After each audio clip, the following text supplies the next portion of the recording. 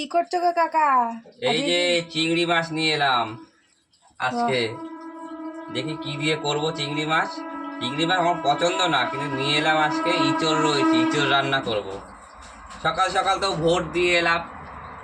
বাহ। কাজ কি তারপরে ছুটি? হ্যাঁ, কাজ ছুটি, আজকে যাবো না ওইদিকে। কারণ রাস্তাঘাট পুরো ফাঁকা, পুরো একদম। আর আজকে তো বৃষ্টি বৃষ্টি হবেই শুনছি। তাই এই চিংড়ি নিয়ে এলাম এগুলো। চিংড়ির কি দাম, ওরে বাপরে বাপ! 250 গ্রাম 100 টাকা, 400 টাকা কিলো। খেতে হবে না সাধারণ মানুষের কোনো কিছু। কিছুর দাম থাকুক আর না থাকুক, চিংড়ি মাছের দাম আছে ভালো। ওই বাবা, আমার চিংড়ি অত অত পছন্দ না। যারা ভালো খায় তাদের জন্য খুব কষ্টকর। আমার একা তো 150 গ্রাম নিয়ে এসেছি, 50 টাকা নিয়েছে। দাম দর করে নিয়েছি হেজিয়ে হুজিয়ে। আর আজকে তো ভোটের দিন, এমনিতেই দাম বেশি, কিছু বলার নেই।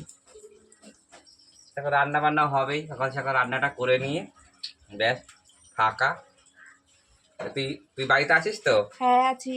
ভিডিও বানাবো আজকে। বানাবো। আমার ভিডিও আমার বাড়িতে থাকলে গুটি খানি কাজ কোথা থেকে জোগাড় হয়ে যায়।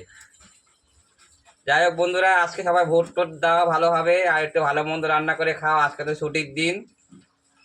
সব ভালো থাকো, সুস্থ থাকো, এনজয় করো। আর ওয়েদার তো ভীষণ ভালো।